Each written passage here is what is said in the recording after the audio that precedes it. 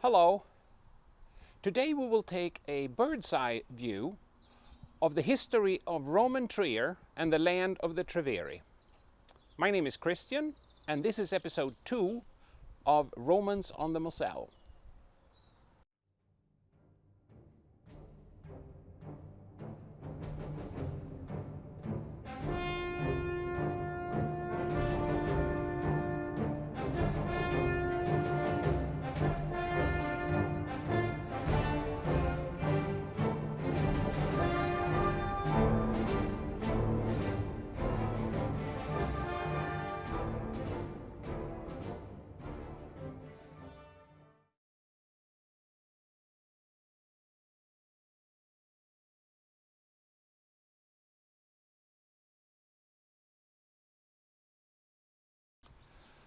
As I suggested last time, there are a number of topics we need to cover more thoroughly in dedicated episodes. But before we do that, let's just have an overview of the Roman history of Trier over the 500 years that go from Caesar's invasion of Gaul up to the Germanic sacking of Trier in the 5th century.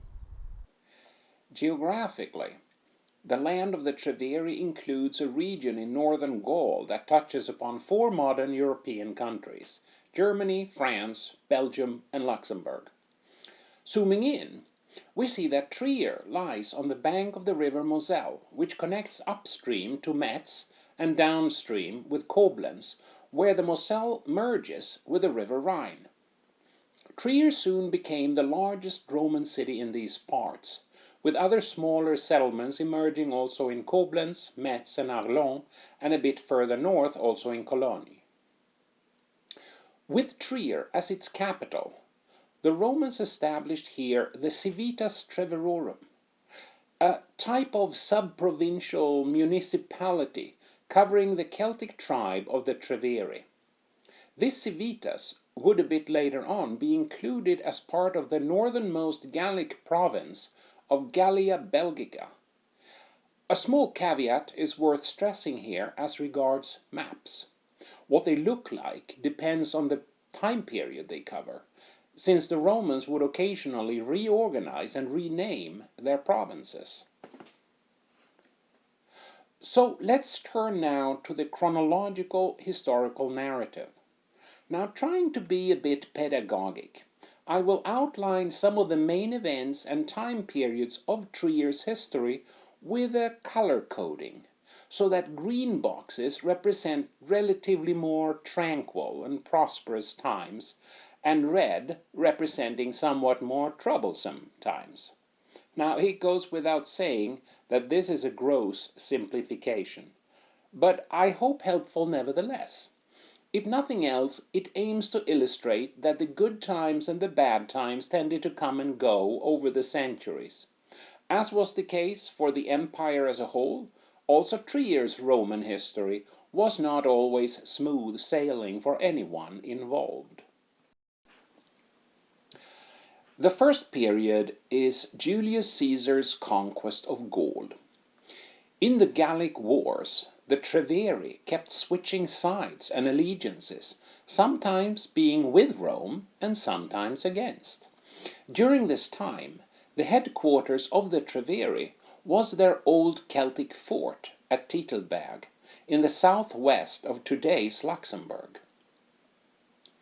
During the Roman civil war that followed Caesar's death, the Romans were just so preoccupied with themselves that they didn't pay that much attention to northern Gaul for a while. Luckily for the Romans, there were no major rebellions there anyway, although in the year 30 BCE, the Treveri did rebel.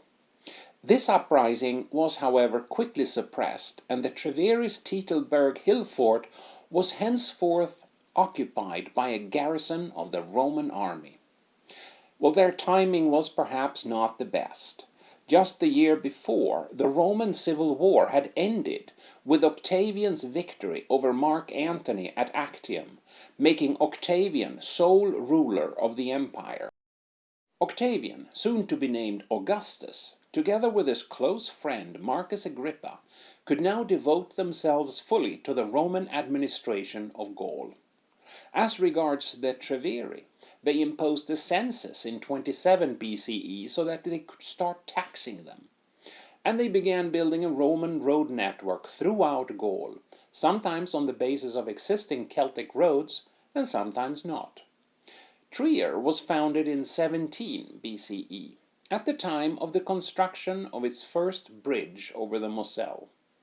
And rather sneakily, the Romans built a new road that connected Arlon with Trier without passing nearby the old Treveri hill fort at Titelberg, which is believed to have been the political center of the Treveri up to this point. Although the Romans allowed Titelberg to remain a small village also thereafter, they made sure to dismantle its defenses. The new Roman capital for the Treveri would be Trier, and there the Romans were in charge. I should perhaps stress here that Titelberg was far from being a town. In fact, before the Romans came, there were no towns as such in northern Gaul. Life was 100% rural, dominated by scattered farmsteads, small hamlets, tiny villages, and the occasional defended oppidum hill fort such as Titelberg. And so the Treveri tribal leaders were encouraged to relocate to Trier, to Romanize, and to administer the civitas from there. Archaeological findings from the year 4 CE show inscriptions in honor of the Emperor Augustus' deceased grandchildren, and some other findings that suggest that the city was growing rapidly at this point.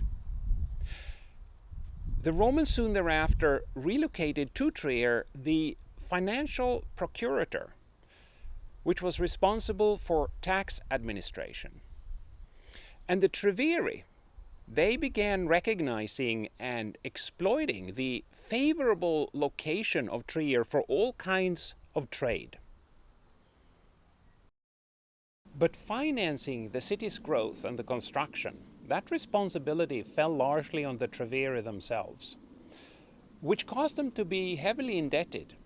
And together with the taxation of the Romans, they were sometimes a bit disgruntled. And in fact, they rebelled on a couple of occasions also in the 1st century CE. The first such uprising occurred in the year 21 CE, although this one was easily crushed by the Romans. Well, they had plenty of military resources in the region at this point, following Augustus' rearmament of the border regions in the wake of the debacle of the Teutoburg forest a decade earlier. Over the next few decades, things calmed down. Trier continued to gradually grow and prosper through much of the 1st century CE. In the year 44 CE, the Roman geographer Pomponius Mela described the city of Trier as being very wealthy. The archaeological evidence supports this, as now very nice-looking country villas began popping up in the surrounding landscape for the first time. Along the Rhine, the Romans managed to keep the Germanic border in check, and relative peace reigned in the land of the Treveri. However, renewed political turmoil followed the death of Emperor Nero in 68, accompanied by rebellions that had already started in Judea, and now also followed by an uprising by the Batavians, a Germanic tribe that resided a bit north of today's Luxembourg. The Treveri joined in, presumably fed up with taxation, but perhaps also thinking that they would be better off on their own outside the Roman Empire. Well, for the Romans, this kind of thing just wouldn't fly, and the uprising was crushed in a series of battles. The last and final battle took place in the year 71 CE on the bank of the Moselle, as well as on top of the Trier Bridge itself, as this 17th century etching suggests. Order was restored in Rome with the Flavian dynasty, well, with a couple of minor hiccups there in the beginning, and even more so with the Nerva Antonine dynasty that lasted until the year 192 CE. Favorable times for the empire thus lasted across the 2nd century, a period that included what has become known as the era of the 5 good emperors. For most of the 2nd century, the empire was, at least relatively speaking, at peace. Trier kept growing and building, and the ruling Treveri elites became increasingly prosperous. Trier saw the construction of temples, the city wall and the Porta Nigra, the amphitheater, expansion of the forum, 2 proper public baths, and importantly, an aqueduct to supply water not just to the city's numerous residents, but also these very water-thirsty bath facilities. Alas, again, the good times were not to last, and after the death of Emperor Marcus Aurelius in 180 CE, followed a century of political turmoil and civil wars between aspirants to the imperial throne, as well as provincial power grabs. A big mess, commonly known as the crisis of the 3rd century. This was accompanied by incursions from the outside. And so also the land of the Treveri suffered from Germanic Alemanni raids from across the Rhine in 275, as did other parts of Gaul. During this time, a number of Gallo-Roman villas of the Treveri were overrun and destroyed. Trier itself seems to have survived comparatively well, presumably in no small part thanks to its formidable city wall and defenses. In fact, Germanic incursions across the Rhine had by then occurred for a decade and a half. Amid this chaos, and spurred on by the news of the defeat and capture of Valerian by the Persians in 260, the army in Gaul revolted and proclaimed the commander Postumus emperor of what became known as the Gallic Empire, a large breakaway slice of the Roman West that would not be brought back into the fold for 14 years. Postumus set up headquarters in the north of Gaul, well, either in Cologne or in Trier, and succeeded in repelling mixed groups of Franks and Alemanni. He was murdered by his own troops in 269, and the Gallic Empire was retaken by Emperor Aurelian in 274. Troubles on the eastern border, they were a permanent feature from now on, but things did get a bit better towards the end of the 3rd century, with Diocletian, who became emperor in 284. Under his 20-year shared rule, the empire stabilized. Now, Diocletian realized that Gaul would need a permanent presence of an emperor to keep order, so he appointed Maximian as co-emperor to take care of the western half of the empire, while Diocletian was busy maintaining order in the eastern half. And Maximian was the first emperor to have Trier as his official residence, although in practice he was out campaigning most of the time on the Rhine. Maximian's son-in-law, Constantius Chlorus, who was appointed Caesar, which is a sort of heir to the throne under the Tetrarchy. He also took up residence in Trier, although he too, most of the time, was out campaigning on the Rhine.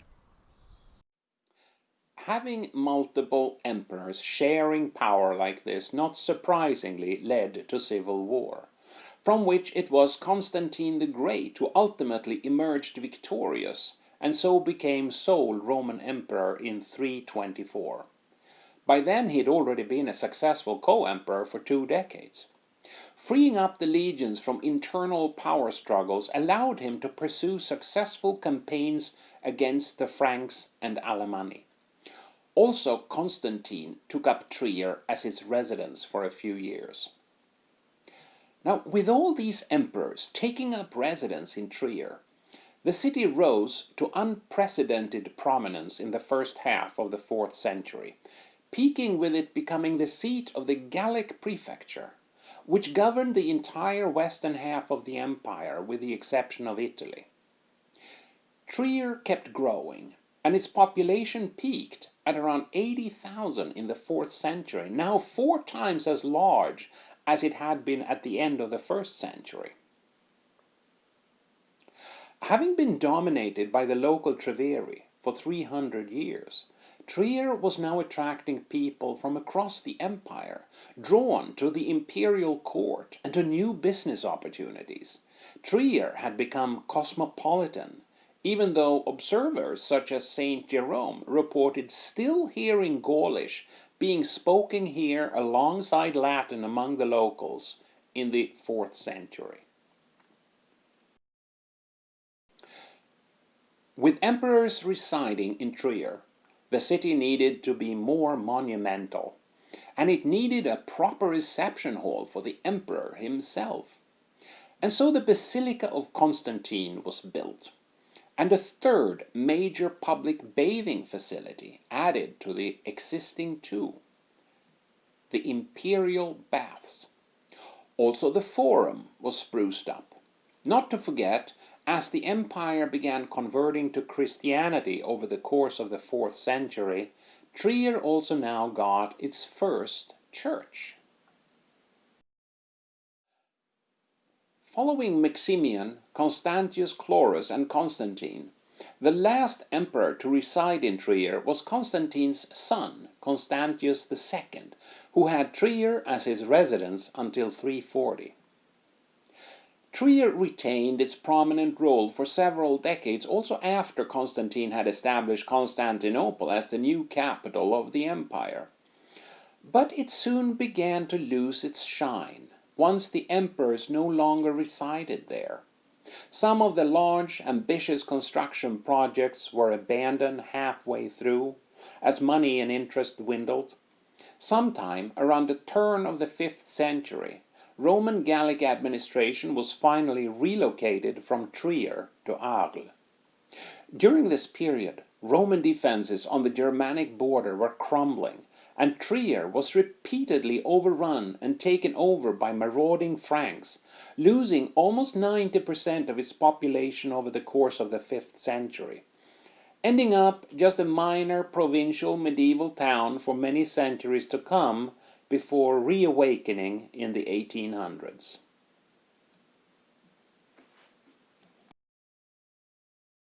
Well, if you try to cover 500 years of history in 20 or so minutes, it's bound to be a bit superficial.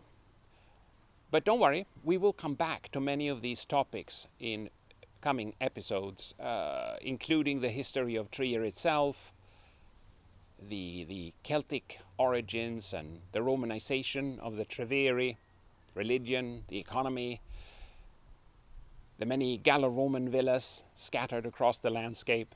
But I think there's only so much we can take in one episode, right? So I think I'll say adieu for now and hope to see you again before long.